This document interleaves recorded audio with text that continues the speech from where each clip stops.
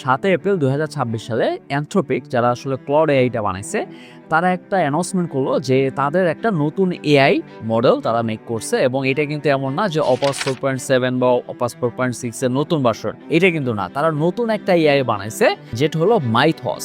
এবং এই মাইথসটা সবার জন্য এখন অ্যাক্সেসিবল না, এটা শুধুমাত্র কিছু কিছু পার্সনদের এটা দেওয়া হয়েছে টেস্ট করার জন্য। আর এইটা লঞ্চ হওয়ার পর অনেক জায়গা থেকে অনেক প্রেশার আসতেছে যে এইটা পাবলিকলি লঞ্চ করা যাবে না, আর এটা যদি লঞ্চ করে তাহলে ব্যাংক থেকে শুরু করে যত প্রাইভেট সাইটের ওয়েবসাইট আছে বা যত বড় বড় সাইট আছে তারা রিস্কে পড়ে যাবে, তাদের ব্যবসা অলমোস্ট লসের দিকে যাবে। এই ভিডিওতে মূলত আমি বলবো যে ক্লডের মাইথস এই এআইটা কতটুকু পাওয়ারফুল এবং এটা দিয়ে কি করা যায় এবং কেন মানুষ ভয় পাচ্ছে এটা লঞ্চ করতে, বা যদি এটা লঞ্চ হয়ে যায় তাহলে অনেক মানুষ অনেক প্রবলেম হবে। আর এই অ্যানথ্রোপিকের মাইথসটা কিন্তু কাইন্ড অফ সিঙ্গুলারিটির একটা মিনি ভার্সন বলা যায়, এটা জাস্ট একটা স্টার্ট। আপনি যদি সিঙ্গুলারিটি 100% ধরেন এবং সেটার 1% মেবি মাইথসটা হইতে পারে। ইলন মাস্ক একটা কথা বলছিল যে আগামী 20 বছর পরে কাজ করাটা অপশনাল হয়ে যাবে। এইটা আসলে আমার মনে হইতেছে এখন যেটা সত্যি হবে, কারণ কাজ করার জন্য আপনার কিছুই করতে হবে না, আপনার সেখানে রোবট চলে আসবে, এআই চলে আসবে, এআই প্লাস রোবট কম্বাইন করে কাজ করবে, আপনার কোনো কাজ করতে হবে না। শুরুতেই বলবো এই মাইথস এআইটা অ্যাকচুয়ালি কি। যখনই তারা ঘোষণা করলো যে আমরা নতুন একটা এআই বানাইছি এবং এইটা কিন্তু এমন না যে আমাদের অপাস 4.6 বা অপাস 4.7 এই যে ভার্সনগুলো এটার আপগ্রেড কোনো ভার্সন না, এটা নতুন একটা এআই তারা বানাইছে এবং এটা টোটালি ভিন্নভাবে কাজ করবে এবং এটা সবচেয়ে পাওয়ারফুল একটা এআই। আর এটা বানানোর পর তারা যখন কোডিং এর একটা টেস্ট করলো স্কোর ওয়াইজ, তাহলে সেখানে দেখা যাচ্ছে যে অপাস 4.7 এ কোডিং এর স্কোর হলো 80.8%, আর সেইখানে এই মাইথসের স্কোর হলো 93.9%, অলমোস্ট 94% স্কোর। সো অলমোস্ট কিন্তু এটা অলরেডি ফুল কোডিং এর যে নলেজটা সেটা কিন্তু এর ভিতরে আছে এবং সে প্রপারলি সেটা করতে পারে। আর সাইবার সিকিউরিটির দিক থেকে যদি এটা দেখে তাহলে এটা কাইন্ড অফ যে আউট অফ ট্র্যাক অবস্থা, কারণ এইটা দিয়ে সাইবার সিকিউরিটির খুব হাই লেভেলের কাজ এবং হাই লেভেলের কোনো একটা বাগ বা সেটা সলভ সবকিছু করা যাচ্ছে। তো যারা আসলে সাইবার সিকিউরিটিতে কাজ করে বা যারা এথিক্যাল হ্যাকিং নিয়ে কাজ করে তাদের জন্য কিন্তু এইটা খুবই হুমকি স্বরূপ, তাদের কিন্তু রিপ্লেস করার জন্য এই একটা এআই মডেলই যথেষ্ট। আর মাইথস এআই দিয়ে কি করা যায় সেটা একটা ছোট একটা নমুনা দিই, যে অ্যানথ্রোপিকের একটা নিজস্ব টিম আছে যারা হলো রেড টিম। আর এই রেড টিম যখন পরীক্ষা করলো তখন তারা একটা সিম্পল প্রম্পট লিখলো যে এই সফটওয়্যার ভিতরে কোনো সিকিউরিটি ইস্যু আছে কিনা জাস্ট তুমি দেখো। এখন এই মাইথসটা যেটা করছে সেটা হলো প্রপারলি সে রিসার্চ করছে নিজে এবং রিসার্চ করার পর ওইখানের ভিতরে যে সিকিউরিটি ইস্যু ছিল সেইটা আর সে প্রবলেমটা সে ফাইন্ড করে দেন সেটা সলভ করছে, দেন প্রুফ অফ কনসেপ্ট রেডি করে দেন টোটালি দিচ্ছে শুধুমাত্র একটা সিম্পল প্রম্পট দিয়ে। আর এরকম ঘটনা অনেক ঘটছে। ওপেন বিএসডির অপারেটিং সিস্টেমে 27 বছর আগে একটা টিসিবি বাগ ছিল, সেটা 1999 সালে কেউ ধরতে পারে নাই, সেইটা মাত্র 5 মিনিটে ধরে ফেলছে এবং সেটা সলভও করে দিছে এই মাইথসের মাধ্যমে। আর অ্যানথ্রোপিক বলতেছে যে এটা কিন্তু তারা ট্রেন্ড ছিল না, মানে ওই যে সফটওয়্যার সম্পর্কে বা এই যে ব্যাপারগুলো হচ্ছে ওদের যে বাগ এটা থাকতেই পারে বা এই বাগ নিয়ে তাকে যে স্টাডি করেছে এটা কিন্তু ম্যানুয়ালি কখনোই এই মাইথসে দেয়া হয় নাই। এটার ভিতরে জেনারেলভাবে ইমপ্রুভমেন্ট করা আছে যে কোনো একটা বাগ যদি থেকে থাকে বা বাগ তুমি ফাইন্ড আউট কিভাবে করবা এইটা সে নিজে চিন্তা করে দেন এই প্রবলেমগুলো সে বের করছে এবং আর ওই অনুযায়ী সে কিন্তু সলভ করতে পারে।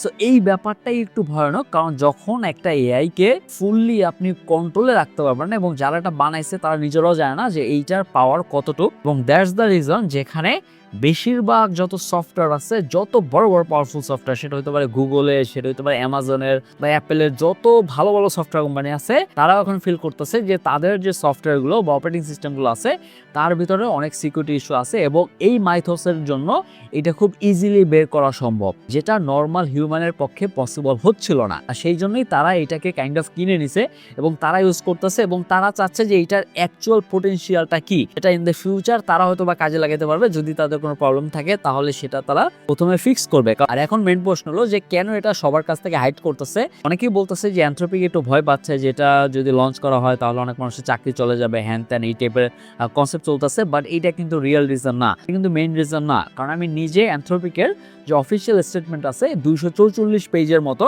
এবং ওইটার ভিতরে সে ডাইরেক্ট মেনশনই করে দিছে যে এই মাইথসটা যদি হ্যাকারের কবলে পড়ে তাহলে অনেক মানুষের অনেক সফটওয়্যার আছে এবং যে কোনো একটা হ্যাকার কি করবে, কাইন্ড অফ ওই সফটওয়্যারের বাগ খুঁজবে যে এই সফটওয়্যার বাগটা কোথায় আছে। সে শুধু বাগটা যদি ফাইন্ড আউট করতে পারে তাহলে মাইথোস দিয়ে এটাও সলভ করতে পারবে যে এই বাগটা কিভাবে। আর মাইথোস দিয়ে শুধুমাত্র কিন্তু সে বাগ বের করবে না, সে কিন্তু ওই বাগটাকে কাজে লাগিয়ে সে চাইলে ওটা হ্যাকও করতে পারবে। তো হ্যাকারের কবলে যেন না পড়ে এবং এইটা যেন না হইতে পারে, দ্যাটস ওয়াই এখনো রিলিজ করে নাই। আপনি ব্যাংকিং সিস্টেম বলেন, যে কোনো একটা সফটওয়্যার সিস্টেম বলেন বা যে কোনো একটা অপারেটিং সিস্টেম বলেন, কত ভালো ভালো কোম্পানি আছে, কত পাওয়ারফুল কোম্পানি আছে, কত ফাইন্যান্সিয়াল কোম্পানি আছে, এই প্রতিটা কোম্পানি কিন্তু বিপদে পড়ে যাবে যদি এই মাইথসটা পাবলিকলি এখন লঞ্চ হয়। এবং এই লেভেলের পাওয়ারফুল হিসাবে যদি লঞ্চ হয় তাহলে কিন্তু হ্যাকারদের সবচেয়ে বড় টুলস হবে এটা। আর এখন বলতো রুমার যে শোনা যাচ্ছে সেটা হচ্ছে যে অ্যান্থ্রোপিক এটা সবার জন্য পাবলিকলি করে নাই, এটা শুধুমাত্র ডিফেন্ডার্সের জন্য করছে। এবং তারা তাদের নিজস্ব যে সিস্টেমগুলো আছে বা ব্যাংকিং ক্ষেত্রে হোক বা সেটা তাদের নিজস্ব সফটওয়্যার ক্ষেত্রে হোক, সেইটা কিভাবে আরো পাওয়ারফুল করবে বা সেভ করবে সেটার জন্যই তারা এই মাইথসটা ইউজ করতেছে এখন। আর অ্যান্থ্রোপিকের এই রেস্ট্রিক্টেড অ্যাক্সেস প্রোগ্রামটার নাম দিছে তারা প্রজেক্ট গ্লাসউইং। এবং এই প্রজেক্ট গ্লাসউইংটা কিন্তু সবার কাছে অ্যাক্সেস নেই। এটা বিশ্বের যত বড় বড় কোম্পানি আছে, অ্যাপেল, অ্যামাজন, গুগল বা এই টাইপের আরও অনেক কোম্পানি আছে যারা খুবই পাওয়ারফুল, এবং এরকম আরও 40টা অর্গানাইজেশন আছে, 11টা পাওয়ারফুল কোম্পানি এবং 40টা অর্গানাইজেশন আছে যারা এটা ইউজ করতেছে তাদের যে সফটওয়্যার আছে, তাদের যে সিস্টেম আছে সেটা রক্ষা করার জন্য এবং সেটা পাওয়ারফুল করার জন্য, সেটা সেভ করার জন্য বা রক্ষা করার জন্য। এবং এই জিনিসটা কি আপনি আর আমি এখন ইউজ করতে পারবো না? আমরা পারবো না ইউজ করতে, এবং হয়তোবা ভবিষ্যতে এইটার কোনো একটা ভার্সন আসবে যেটা আমরা হয়তোবা ইউজ করতে পারবো। এই যে মাইথসটা এখন বের হবে বা সামনে বের হইতে পারে, এইটার জন্য আমরা অ্যাকচুয়ালি কি করব বা আমাদের অ্যাকচুয়ালি করণীয় কি? এটার ক্ষেত্রে বলবো যে হয়তোবা মাইথসের যে মেইন যে ভার্সনটা যেটা দিয়ে আপনি সব ধরনের বাগ ফিক্স করতে পারবেন বা বের করতে পারবেন, এইটা হয়তোবা এখন ফুল পটেনশিয়াল দিয়ে বের হবে না। বাট এইটা এখন জানা যাচ্ছে যে নেক্সট 6 মাস 1 বছরের ভিতরে ChatGPT বলেন বা ক্লড বলেন বা গ্রক বলেন বা এই যে কোম্পানিগুলো আছে, প্রতিটা কোম্পানির কাছে এই লেভেলের পাওয়ারফুল এআই থাকবে। এর মানে হলো যে নেক্সট যে দুনিয়া আসতে যাচ্ছে সেখানে কিন্তু আপনার বোম মারবে না বা পারমাণবিক টাইপের কিন্তু যুদ্ধ হবে না, তখন কিন্তু এআই দিয়ে ফাইট করবে। কারণ যার কাছে যত পাওয়ারফুল এআই থাকবে সে কিন্তু তত বেশি পাওয়ারফুল হবে। সো কাইন্ড অফ কিন্তু এই লেভেলে যাচ্ছে এখন পুরো দুনিয়া। এবং এই ক্ষেত্রে আমাদের সবচেয়ে বড় সতর্ক হতে হবে যে আমরা যারা এখনো কাজ নিয়ে আমরা রিলামি করতেছি, কাজ করতেছি না, আমরা মনে করতেছি আমাদের কিছুই হবে না, এইটা কিন্তু টোটালি মিথ্যা একটা কনসেপ্ট। কারণ এআইটা যত বেশি গ্রো করতেছে এবং প্রতিদিন আপনি নিত্যনতুন দেখবেন যে এআই নিয়ে বিভিন্ন ধরনের নিউজ আসতেছে। আজকে আমি একটা জিনিস নিয়ে ভিডিও বানাচ্ছি এবং মনে করতেছি এটাই সবচেয়ে বেস্ট, বাট নেক্সট 1 মাস পরে এমন একটা এআই বের হবে যেটা দিয়ে মনে করেন যে এই যেটা বেস্ট মনে হইতেছে এইটা কিছুই মনে হবে না তখন। তো এটা খুব জলদি গ্রো করতেছে এবং টুডে আর টুমোরো এইটা কিন্তু হবে। এবং এই যে সাইবার সিকিউরিটি নিয়ে যারা কাজ করে বা আরও পাওয়ারফুল লেভেলের যারা কোডিং টোডিং করে, তাদের কিন্তু কাজগুলো খুবই জলদি রিপ্লেস হয়ে যাওয়ার চান্স আছে। এবং এইটা কিন্তু আমাদের নর্মাল মানুষের জন্য কিন্তু ভালো না, কারণ সবাই সবার সাথে কম্পিট করে এক একটা এআই বের করতেছে এবং ওইটা কিন্তু কাইন্ড অফ মানুষের জন্য হুমকি স্বরূপ এবং পুরো পৃথিবীর যে সিকিউরিটি সিস্টেমের জন্য হুমকি স্বরূপ। সো আজকে মাইথস নিয়ে যেটা আপনার মনে হইতেছে এইটা সবচেয়ে জোস একটা জিনিস বা সবচেয়ে পাওয়ারফুল জিনিস, সেটা হয়তো বা 6 মাস 1 বছর পরে তার থেকে অনেক গুণ পাওয়ারফুল এআই আসতেছে। এবং সেটার জন্য আমাদের প্রস্তুত থাকতে হবে এবং আমাদের অলওয়েজ আপ টু ডেট থাকতে হবে। আপনি যদি স্টিল মনে করেন যে আপনি সোশ্যাল মিডিয়াতে ভিডিও স্ক্রল করলেন আর আপনার লাইফটা যাচ্ছে খুব এনজয়েবল, এটা কিন্তু না। জাস্ট চিন্তা করেন যে 10 বছর পরে আপনার টিকে থাকতে হবে, সেখানে আপনার কাজ করে খাইতে হবে।